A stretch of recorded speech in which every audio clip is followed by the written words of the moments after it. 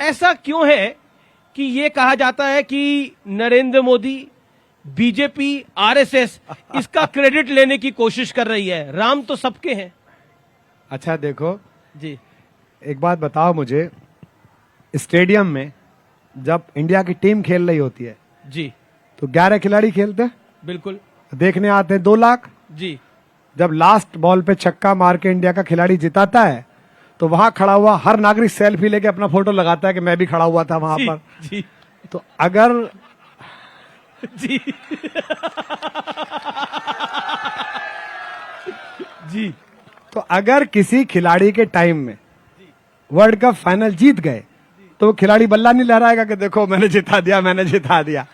अब उस बल्ले की चपेट में आ जाओगे तुम तो चोट भी लगेगी और गाली भी खाओगे, क्या फायदा? नहीं, सिर्फ बल्ले की चपेट में नहीं आ रहे, ये जो जितवा रहा है और जो जीत रहा है, क्योंकि इंडिया जीत रहा है, तो सवाल कर रहे हैं कि अब एक मंत्री ने तो बोल दिया, कांग्रेस के नेता भी हैं, वो मंत्री भी हैं कर्नाटक के, कि डॉल रखी हुई थी, मूर्तियां तो थी नहीं। ये डॉल क्या होती है? गुड़िया रखी हुई थी। रामलला की कांग्रेस को गुड़िया से बहुत प्यार है, गुड़िया गुड़िया गुड़िया। ये कोई बात हुई भला? ऐसे खराब बात है, अच्छी बात नहीं है जी। देखो क्या है कि इस सारी टिप्पणी पे मैं आपके चक्र में फंसूंगा नहीं जी। नहीं, हमको फंसाने के लिए थोड़ी पूछ रहे हैं हम आपको। मैं 2 दिन में अभी जब मैं लैंड किया तो मैं लैंड करते में रोया जी। ऐसा कुछ खास बात नहीं थी, मैं आया हूं बस इतना ही तो था जी। पर मुझसे रहा नहीं गया, मुझे लगा कि दिन है और मैं उतरा और मैंने अभी तो ताजा एयरपोर्ट बना है जी। तो वहां क्या भगवान के चरण होंगे, फिर भी मैंने अपना माथा पृथ्वी पर रख दिया, मैं लेट गया, शीश नवा दिया। हाँ मुझे लगा कि आज बड़े दिन में आया हूं। ये तो बहुत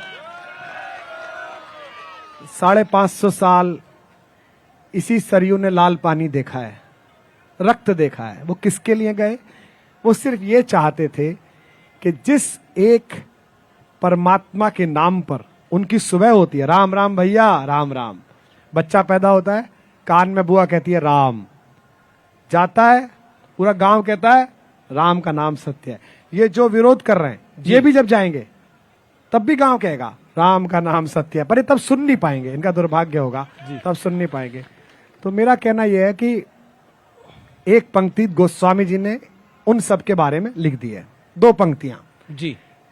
एक तो वो जो टिप्पणियां कर रहे हैं और जो अभी भी नहीं समझ पा रहे, वो अर्धाली ये है, जाको प्रभु दारुण दुख देई ताकि मति पहले हर लई। दिनकर जी ने इसका अनुवाद किया जी। जब नाश मनुज पर छाता है पहले विवेक मर जाता है। एक तो ये हमको 2 महीने पहले फोन आया कि कुमार विश्वास जी 21-22 तारीख लिख लीजिए, अयोध्या में ये समारोह है और आपको रहना है, जो कुछ 2-4 हजार लोग रहेंगे। मुझे तो अंदाजा भी नहीं था, मैं बड़ा प्रसन्न हुआ। तब से मैं इसे गूंगे के गुड़ की तरह अंदर अंदर छुपाए अपना काम करता फिरता रहा कि मैं जाऊंगा जी। कुछ हमारे मित्र ऐसे हैं जिनमें मेरे भी मित्र हैं, आपके भी मित्र हैं, रोजात आप भी दांत घिसते हो उनके साथ रोज। हाँ, वो मुर्गे लड़ाते हो ना आप अवध के नवाबों की तरह, और फिर जो कम लड़ता है फिर उसको पीछे से कुछ लड़ता क्यों नहीं है, आप रोज काम ये करते हो। पहले हम भी आपके साथ करते थे जी। पर फिर भगवान ने हमारा उद्धार कर दिया और हम यहाँ आ गए। देखिए उद्धार वहीं हुआ है, वहीं से हुआ है शुरू। नहीं देखिए, राम ना होते ना जीवन में, अगर अध्यात्म ना जाना होता, माँ से ना पड़ी होती मानस, तो आज हम सरयू के किनारे बैठकर यह पुण्य न भोग रहे होते, हम भी दारू का हिसाब दे रहे होते, कितनी कहाँ गई कैसे गई। ये भगवती की कृपा है, सरस्वती की कृपा है, इनकी कृपा है, जिनके दरबार में सही बात है, ये तो उन्हीं की कृपा है। दूसरी पंक्ति है, जाको प्रभु दारुण दुख देई ताकि मति पहले हर ले। जी। जिनको निमंत्रण मिला उसके बाद भी जिन्होंने कुचर्चा की या आगे कब आएंगे नहीं आएंगे, उनके लिए एक पंक्ति है, सकल पदार्थ हैं जग माही कर्महीन नर पावत नहीं। हो सकता है उनमें इतना विवेक ना हो कि वो इसकी महत्ता समझें, खूब चुनाव लड़ें, एक दूसरे के खिलाफ हरा दें, सरकार बना लें, कर्नाटक में, मध्य प्रदेश में, हिमाचल में, जहां बनानी है सब बनाएं। लोकतंत्र में अच्छा काम है, लोकतंत्र की रोटी अलटती पलटती रहनी चाहिए। ये किसने कहा? लोहिया जी ने। समाजवाद के बड़े नेता। बिल्कुल। और लोहिया जी की बहुत बड़ी किताब है, आप सब जरूर पढ़िएगा, सब दर्शक, राम, कृष्ण और शिव। हमारे समाजवादी मित्रों को जरूर पढ़नी चाहिए। उन्होंने कहा ये 3 लोग इस देश की प्राण वायु हैं। अब आप सांस ही लेना बंद कर दोगे, फिर कहोगे मैं मर गया, तो भाई साहब इसमें मेरा कोई दोष थोड़ी है, आपने सांस ही नहीं लिया, आप मर गए, इसमें मैं क्या कर सकता हूं। आप तो अभी आप किसी दल के साथ नहीं है, लेकिन जो कुछ विश्लेषक हैं और नेतागण हैं वो कहते हैं ये संघ और भारतीय जनता पार्टी का एक इवेंट बन के रह गया है, उससे ज्यादा कुछ नहीं है।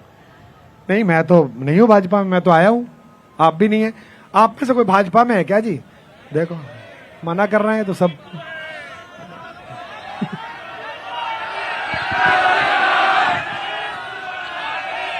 जय सिया राम। इनकी नानी ने इनको मना नहीं करा होगा। वो क्या कह रहे हैं, आगे जो सज्जन बैठे हैं वो कह रहे हैं मैं सनातनी हूं। सनातनी है। अब आप बताइए, अब आप ये बताइए, कोई मुझसे कहता है मंदिर फला पार्टी ने बनवा दिया, फला प्रधानमंत्री ने बना दिया, फला मुख्यमंत्री ने बना दिया। त्रैलोक्य के स्वामी का घर बनाने की औकात अभी किसी प्रधानमंत्री, किसी मुख्यमंत्री की हुई नहीं है। ये बनाएंगे जिसकी रचना चांद तारे ये जमी सोचो जरा, जिसकी रचना चांद तारे ये जमी सोचो जरा, उसका मंदिर तुम बनाओगे अमा सोचो जरा। हम सबको, प्रधानमंत्री जी को, प्रतिपक्ष के नेताओं को, जिनका नाम ही शंकर पर है, मल्लिकार्जुन जी, जिनका नाम राम पर है, येचुरी जी, सीताराम जी, और जिनके पोते ने कहा राम नहीं हुए, जिनके बाबा का नाम ही भगवान का पर्यायवाची था, करुणा निधि जी, वो कहते हैं राम नहीं हुए, पोता बोला राम नहीं हुए, उन्होंने तो सनातन को भी बहुत बुरा उन्होंने भला कहा राम नहीं हुए। मैंने कहा राम नहीं हुए और बाबा हो गए तुम्हारे। बड़ा मुश्किल काम है। तो उन सबको ये समझना चाहिए कि राम, कृष्ण और शंकर इस देश की सांस में समाये हुए हैं, इसके कण कण में समाये हुए हैं। लेकिन आप कह रहे हैं कि कण कण में समाये हैं, लेकिन कई लोग तो सबूत मांगते रहे और अभी भी सबूत मांग रहे हैं, कह रहे हैं गर्भगृह में मंदिर नहीं बन रहा, अभी भी बहुत कुछ बातें कह रहे हैं। कई नेताओं की तो नानी कहती थी कि ऐसे मंदिर में राम कैसे आएगा। नहीं नहीं, कोई दिक्कत, देखिए नहीं नहीं, ये क्या है, लोकतंत्र है, जी। लोकतंत्र में लोग बोल सकते हैं। ये दुर्भाग्य है कि 29 साल कोर्ट के दरवाजे पर 200 करोड़ लोगों की आस्था खड़ी रही। मुझे गर्व है कि मैं भारत में रहता हूं जहां एक भी व्यक्ति ने कोई हिंसक प्रतिवाद नहीं किया, केवल हिंसा सही और कहा कि भगवान का घर तो एक दिन लेके रहेंगे, एक ना एक दिन लेके रहेंगे। कभी ऐसा नहीं हुआ। अच्छा छोड़िए, चलिए, नाम सुनाव है। इस देश में आदमी इन चीजों से जगता है। रास्ते में